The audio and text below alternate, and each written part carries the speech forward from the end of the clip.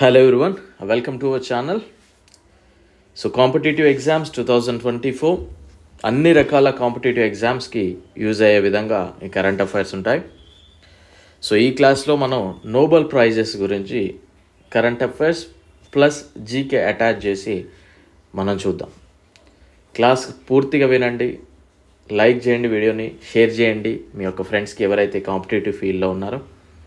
And telegram ఛానల్లో join అవ్వండి, link డిస్క్రిప్షన్లో ఉంటుంది. అండ్ మన యొక్క యాప్ లాస్ట్ బెంచెస్ సబ్ అనే యాప్ కూడా డౌన్లోడ్ చేసుకోండి, దాని యొక్క లింక్ కూడా మీకు డిస్క్రిప్షన్లో అవైలబిలిటీ ఉంటుంది. ఓకే, సో ఈ వీకెండ్ నెక్స్ట్ వీక్ మిడ్లో school books science 6th to 10th class lesson wise important points మీకు యాప్లో అప్లోడ్ చేయడం జరుగుతుంది. సో కోర్సెస్ తీసుకోవడానికి ప్రయత్నం చేయండి, రీజనబుల్ ప్రైజెస్లోనే ఉంటుంది. Nobel prices every 10th December రోజు ఇవి ప్రజెంట్ చేస్తూ ఉంటారు. ఇది ఎవరి పేరు మీదుగా ఇవ్వడం జరుగుతూ ఉంటుంది అంటే ఆల్ఫ్రెడ్ నోబెల్ అండి. సో గుర్తుపెట్టుకోండి, ఆల్ఫ్రెడ్ నోబెల్, ఈయన పేరు మీదుగానే ఈ నోబెల్ ప్రైజెస్ అనేది ఇవ్వడం జరుగుతూ ఉంది. ఇతను డైనమైట్ కనుగొన్నాడండి. డైనమైట్ కనుగొన్నది ఎవరు? Alfred Nobel. ఇతని పేరు మీదుగానే మనకి నోబెల్ బహుమతులు అనేది ప్రదానం చేయడం జరుగుతూ ఉంది. ఇవి స్వీడన్లో ఇవ్వడం జరుగుతూ ఉంది. స్వీడన్ దేశంలో ఒక శాంతి బహుమతి అంటే నోబెల్ శాంతి బహుమతి మాత్రం మనకి నార్వేలో ఇవ్వడం జరుగుతుందండి. రిమైనింగ్ అన్నీ కూడా స్వీడన్లో ఇవ్వడం జరుగుతుంది. మొట్టమొదటిసారిగా ప్రదానం చేసింది 1901 సంవత్సరంలో. ప్రైజ్ మనీ వచ్చేసి 10 మిలియన్ స్వీడన్ క్రోన్స్ అండి. ఓకేనా, ఇది జీకే రిలేటెడ్గా చూడండి. అండ్ అదేవిధంగా ఇప్పటివరకు భారతీయ సంతతికి సంబంధించిన వాళ్ళు కావచ్చు, భారతీయులు కావచ్చు, ఎవరైతే నోబెల్ బహుమతి అందుకున్నారో వారి గురించి కూడా మనం చూద్దాం. రవీంద్రనాథ్ ఠాగూర్ గారికి 1913లో మొదటిసారిగా లిటరేచర్ తరపున అంటే సాహిత్యం తరపున అందుకోవడం జరిగింది. సో మొట్టమొదటిగా భారతీయ వ్యక్తి ఎవరు అంటే రవీంద్రనాథ్ ఠాగూర్ అని మనం సమాధానం చెప్పాల్సి ఉంటుంది. ఆ తర్వాత సివి రామన్ గారు రామన్ ఎఫెక్ట్కి సంబంధించి ఫిజిక్స్లో 1930లో అందుకున్నారు. ఇయర్స్ కూడా గుర్తుపెట్టుకోండి, పర్టికులర్ ఈ 5 నేమ్స్ వరకు.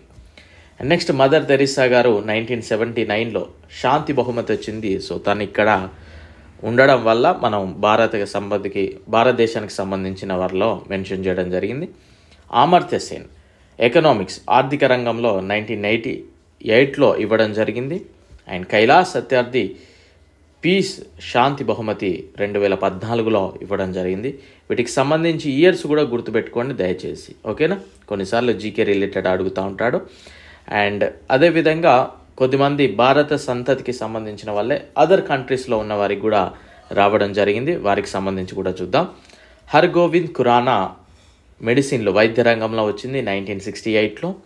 అండ్ సుబ్రహ్మణ్యం చంద్రశేఖర్ గారికి ఫిజిక్స్ రంగంలో వచ్చింది 1983లో.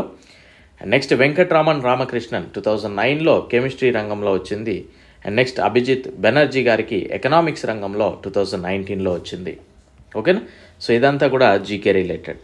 అండ్ మొట్టమొదటి మహిళ ఎవరు నోబెల్ బహుమతి అందుకున్నది అంటే మేరీ క్యూరీ గారు 1903లో ఫిజిక్స్ రంగంలో తను అందుకోవడం జరిగింది. ఇక కరెంట్ అఫైర్స్ రిలేటెడ్ కనుక చూసినట్లయితే మనకి 2022 అడిగే అవకాశం లేదు. సో 2023 మాత్రం మనం ఫోకస్ చేయాలి. ఎందుకంటే 2022 డిసెంబర్ అనేది 1.5 year అవుతూ ఉంది, దగ్గర దగ్గర 14 months అవుతూ ఉంది. కనుక మోస్ట్లీ ఇది అడగరు. డెఫినెట్లీ 2023 అడిగే అవకాశం ఉంటుంది, చదవండి. నోబెల్ శాంతి బహుమతి అంటే పీస్ ప్రైజ్ నర్గిస్ మహమ్మదీకి రావడం జరిగింది. అతను ఇరాన్కి సంబంధించిన వ్యక్తి. సో ఏ దేశస్థుడు అని అడిగే అవకాశం ఉండదు, మోస్ట్లీ నేమ్ అడుగుతూ ఉంటాడు డెఫినెట్లీ. సో నేమ్ ఒకటి గుర్తుపెట్టుకోండి సరిపోతుంది. అండ్ లిటరేచర్ అంటే సాహిత్య రంగంలో కనుక చూసినట్లయితే జాన్ ఫోసే గారికి రావడం జరిగింది, నార్వే దేశస్థుడు. అండ్ వైద్య రంగం మెడిసిన్ ఆర్ ఫిజియాలజీ అని కూడా పిలవడం జరుగుతూ ఉంది. క్యాటలిన్ కరికో గారికి అండ్ డ్రూ వెయిన్ మన్ గారికి రావడం జరిగింది. ఈ ఇద్దరికి కూడా వైద్య రంగంలో రావడం జరిగింది. సో కొద్దిగా మనం అబ్రాడ్ పర్సన్ నేమ్స్ కనుక చదివేటప్పుడు కొంచెం గుర్తుపెట్టుకోవడానికి కొంచెం కష్టంగానే ఉంటాయి. సో మనం ఏం చేయాలంటే కరికో, మన్, ఇట్లా మనకి సంబంధించి ఏదో ఒక క్లూ లాగా చిన్న నేమ్ గుర్తుపెట్టుకుంటే సరిపోతుందండి. ఎందుకంటే మనకి ఆప్షన్స్ ఉంటాయి కనుక డెఫినెట్లీ మనకి స్ట్రైక్ అవుతుంది. ఇప్పుడు క్యాటలిన్, కాటన్ అన్నట్లు గుర్తుపెట్టుకోండి. Drew vein Mann are man అన్నట్లు గుర్తుపెట్టుకుంటే మనకి ఈజీగా స్ట్రైక్ అయిపోద్ది, ఈజీగా మనం అటెంప్ట్ చేయొచ్చు. అండ్ నెక్స్ట్ ఫిజిక్స్, భౌతిక రంగంలో కనుక చూసినట్లయితే పిఆర్ఏ అగోస్టిన్ అండ్ అదేవిధంగా ఫెరింక్ క్రౌజ్, దాంతోపాటు అన్నే ఎల్ హ్యూలియర్, ఈ ముగ్గురికి కూడా భౌతిక శాస్త్రంలో రావడం జరిగింది. నెక్స్ట్ రసాయన శాస్త్రం కనుక చూసినట్లయితే మౌంగి బవెండి, లూయిన్ బ్రస్, అలెక్సీ ఎకిమావ్, ఈ ముగ్గురికి కూడా కెమిస్ట్రీ రంగంలో రావడం జరిగింది. ఇక్కడ మనం గుర్తుపెట్టుకోవాల్సింది మౌంగి, లూయిన్, అలెక్సీ, ఈ విధంగా గుర్తుపెట్టుకుంటే సరిపోతుందండి. ఆర్థిక రంగంలో కనుక చూసినట్లయితే ఎకనామిక్స్లో క్లాడియా గోల్డిన్ గారికి రావడం జరిగింది. సో 2023 గుర్తుపెట్టుకోండి. అండ్ మోస్ట్లీ ఏ రోజున అనౌన్స్ చేస్తూ ఉంటారు, 10th December. అండ్ అదేవిధంగా ఎవరి పేరు మీదుగా, ఆల్ఫ్రెడ్ నోబెల్ పేరు మీదుగా. ఆల్ఫ్రెడ్ నోబెల్ ఏం కనుగొన్నాడు? డైనమైట్ కనుగొన్నాడు. ఎక్కడ ఇస్తారు ఈ అవార్డు అంటే స్వీడన్ అని చెప్పాలి.